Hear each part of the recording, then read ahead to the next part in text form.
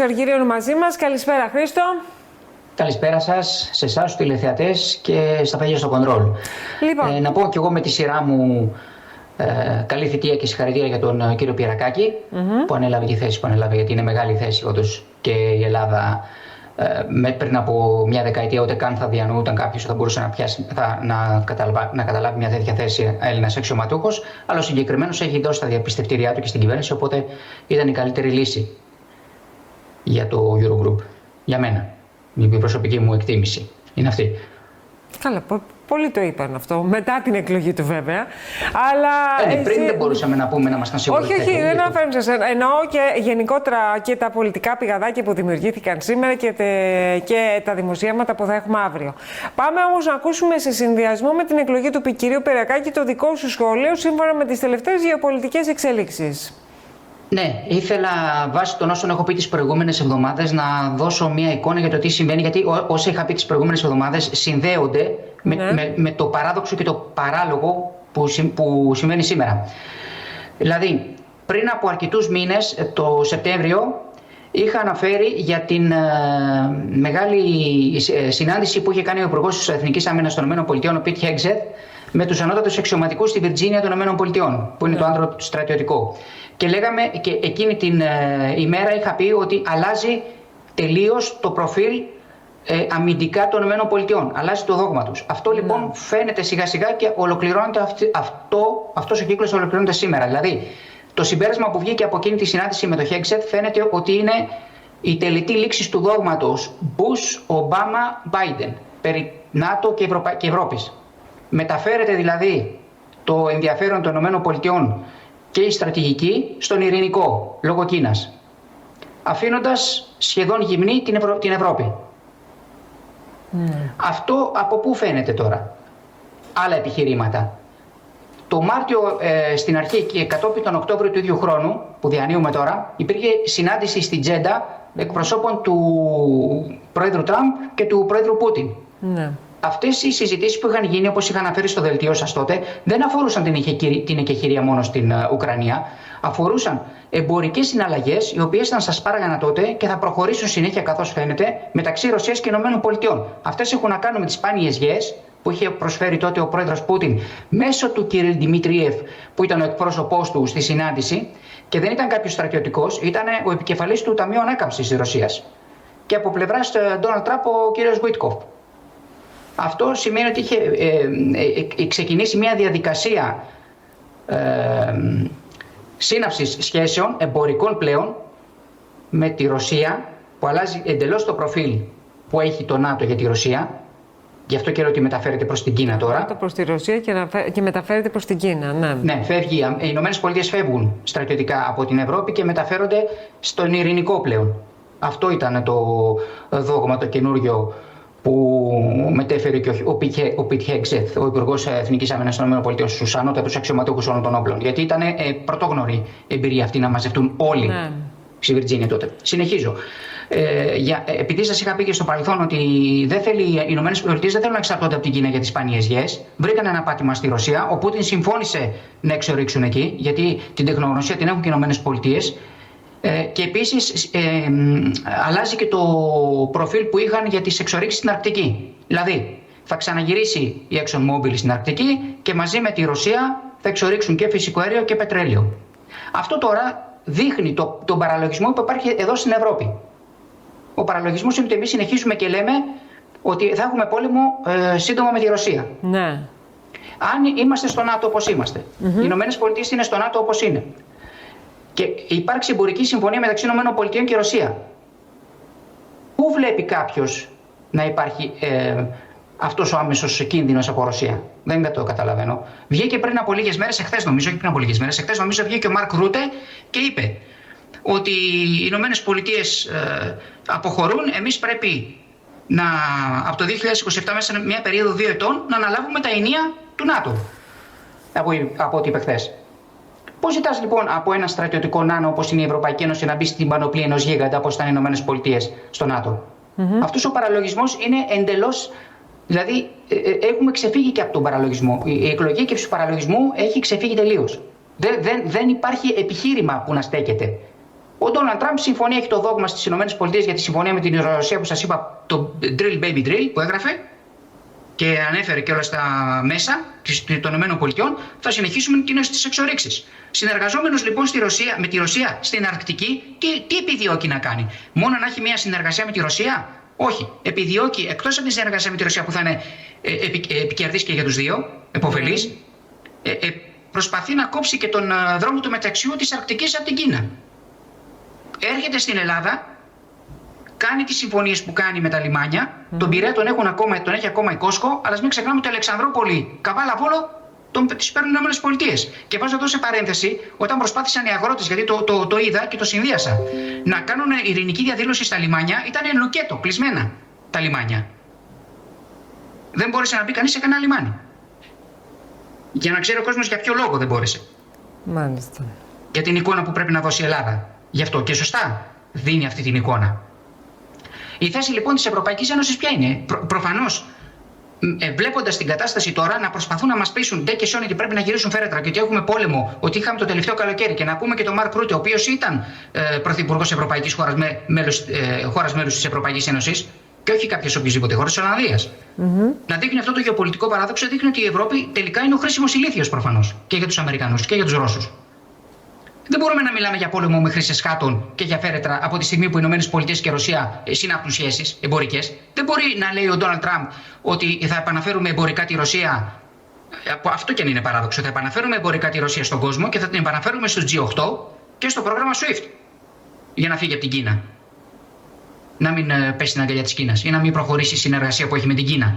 Πράγμα το οποίο δεν βλέπω που μπορεί να εμποδίσει τον Πούτιν να γυρίσει πάλι πίσω. Επίσης, δεν μπορεί να λέει ο πρόεδρος Τραμπ ότι θα επαναφέρουμε το φυσικό αέριο το ρωσικό στην Ευρώπη όταν έχουμε την άξη των Nord Stream 2. Και εμείς έχουμε κάνει όλη την προσπάθεια να πάρουμε το πιο ακριβό LNG από τις ΗΠΑ. Δεν μπορεί να θεωρούμε τον πόλεμο δεδομένο από τη στιγμή που οι ΗΠΑ βοήθησαν στον πόλεμο να ξεκινήσει μέσω της πιθανής ένταξης της Ουκρανίας στο ΝΑΤΟ. Δηλαδή αυτά τα πράγματα είναι ανήκουστα. Ανήκουστα. Δεν υπάρχει λογική καμία. Εδώ το βαθύ κράτος των ΗΠΑ μετά την συνάντηση του Χέγξετ ήρθε και ευθυγραμμίστηκε μια από τις λίγες φορές με το Λευκό Οίκο, γιατί πρόκειται για το νέο δόγμα των ΗΠΑ, του ΝΑΤΟ. Ότι εγκαταλείπω το ΝΑΤΟ από την Ευρώπη, δεν το εγκαταλείπεται εντελώς, αλλά φεύγω από την ασπίδα την ψυχροπολεμική που είχα από το σχέδιο Μάρσαλ και μετά στην Ευρωπαϊκή Ένωση και τη χρησιμοποίησα την Ευρώπη ως ασπίδα έναντι στις ΗΠΑ. Τέλειωσε αυτό, έκλεισε το κεφάλαιο, προχωράμε. Πάμε τις ΗΠΑ στον ειρηνικό, γι' αυτό και γίνεται και που σας είχα πει πριν από λίγες εβδομάδες και η συμφωνία για τα πυρηνικά υποβρύχια με την Αυστραλία, την Ιαπωνία και τις άλλες χώρες του ειρηνικού έναντι της Κίνας. Η Ευρώπη λοιπόν πώς έχει καταρθώσει αυτό το απίθανο, το απίστευτο διακομόδηση της πολιτικής, πώς έχει καταφέρει το ασύλληπτο, ενώ είναι στο ΝΑΤΟ με τις ΗΠΑ να βρίσκεται ιδεολογικά απέναντι στην Αμερική και στρατιωτικά απέναντι στη Ρωσία, ειλικρινά δεν το έχω καταλάβει. Πρόκειται περί... Συγγνώμη, αλλά δεν βρίσκω και την κατάλληλη λέξη να πω ανευθυνότητα. Δηλαδή να είσαι στο ΝΑΤΟ, να είσαι με τις ΗΠΑ, να τις βρίσκεις απέναντι σου λόγω ιδεολογικών... Ναι, γιατί η Ευρωπαϊκή Ένωση προφανώς και συμφωνούσε με την διακυβέρνηση Biden. Τώρα άλλαξαν αυτά. Είναι άλλη διακυβέρνηση τώρα εναντίον της παγκοσμιοποίησης και φαίνεται αυτό. Και αντί να κάνεις ένα βήμα πίσω να κερδίσεις χρόνο, πας κόντρα ιδεολογικά στις ΗΠΑ και πας κόντρα στρατιωτικά στη Ρωσία. Δηλαδή, τι μυαλό είναι αυτό, ειλικρινά δεν μπορώ να καταλάβω. Αν υποθέσουμε ότι είναι τα πράγματα έτσι και όχι όπως σας είχα πει την προηγούμενη φορά, ότι χρησιμοποιούν αυτό το φόβο έτσι ώστε να είναι να γίνει πιο εύκολα η κατάποση των όσων οικονομικών δυσχεριών θα έρθουν λόγω των παραγόντων στρατιωτικών. Δηλαδή, αν αναλάβει η Ευρώπη το 4 με 5% πλέον, στρατιωτικός προϋπολογισμός πλέον, το 4-5% της οικονομίας των χωρών μελών της Ευρωπαϊκής Ένωσης, συν τα όσα χρωστάμε στις ΗΠΑ από τα εξοπλιστικά, τι θα γίνει? Θα διαλύσουμε δηλαδή το κοινωνικό κράτος, τέρμα οι επιδοτήσεις και στις ευρωπαϊκές χώρες, δεν λέω για την Ελλάδα, λέω για τις ευρωπαϊκές χώρες. Διαλύουμε το κράτος, συγγνώμη. Και όχι για όλη την Ευρώπη αναφέρει στις ευρωπαϊκές χώρες. Φυσικά αναφέρομαι για όλη την Ευρώπη. Για όλες τις χώρες μέλος της Ευρωπαϊκής Ένωσης. Θα διαλύσουν το κράτος οικονομικά, θα πιεστεί πολύ και θα ξεκινήσουν οι πολίτες να εξεγείρονται. Σωστά. Στο μέλλον. Τώρα δεν ξέρω πόσο άμεσο θα είναι το μέλλον. Και σας λέω και πάλι ότι αυτό θα συμβεί, γιατί και να μπλοφάρει η Ευρωπαϊκή Ένωση για τον πόλεμο με τη Ρωσία και να το λέει αυτό όντως για να φοβηθούν οι πολίτες και να δεχτούν αυτά που είναι να έρθουν, στο λογαριασμό που είναι να έρθουν, που δεν θα μπορέσουν να τα δεχτούν. Γιατί δεν θα το σηκώνει πλέον, να το πω λαϊκά, η τσέπη τους. Δεν θα βγαίνει. Δεν θα βγαίνει. Το πω λαϊκά εντελώς.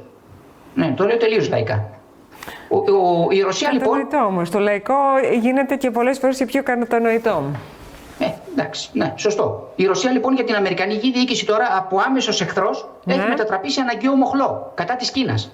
Δεν μπορεί να αφήσει τη Ρωσία να πέσει στα χέρια της Κίνας μετά από τόση προσπάθεια που έκανε να την περιορίσει.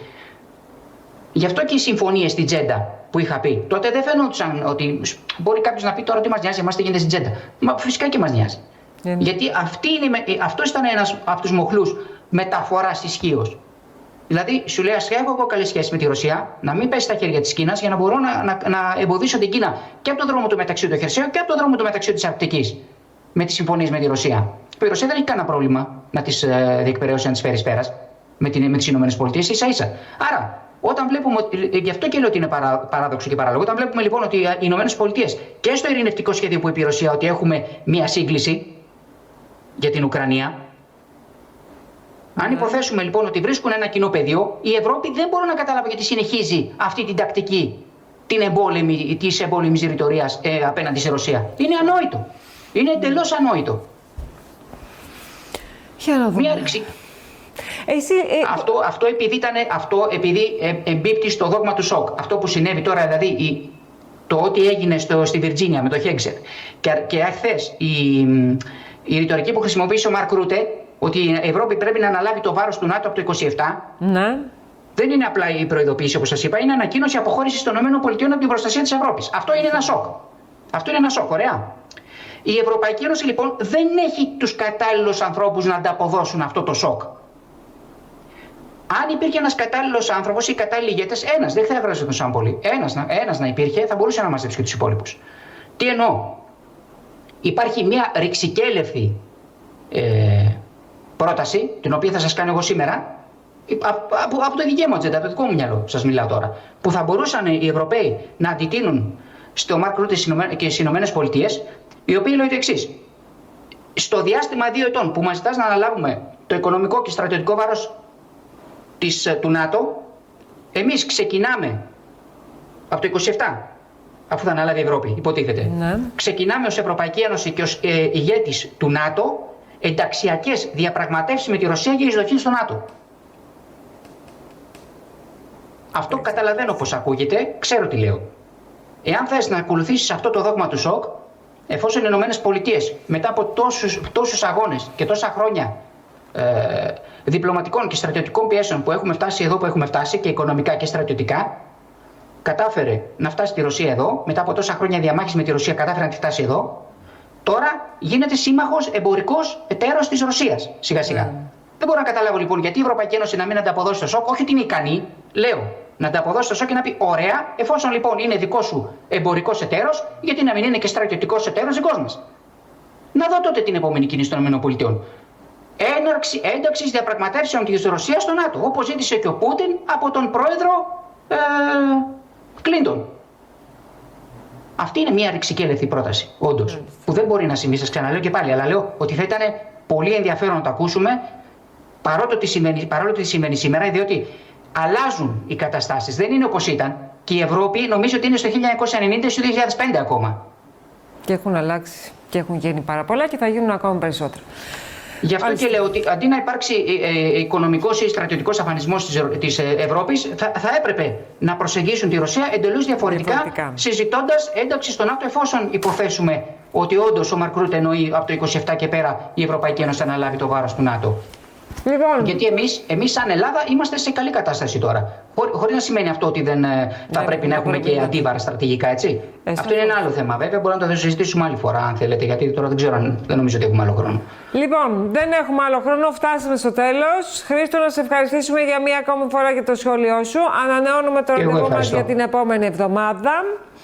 Θα έχουμε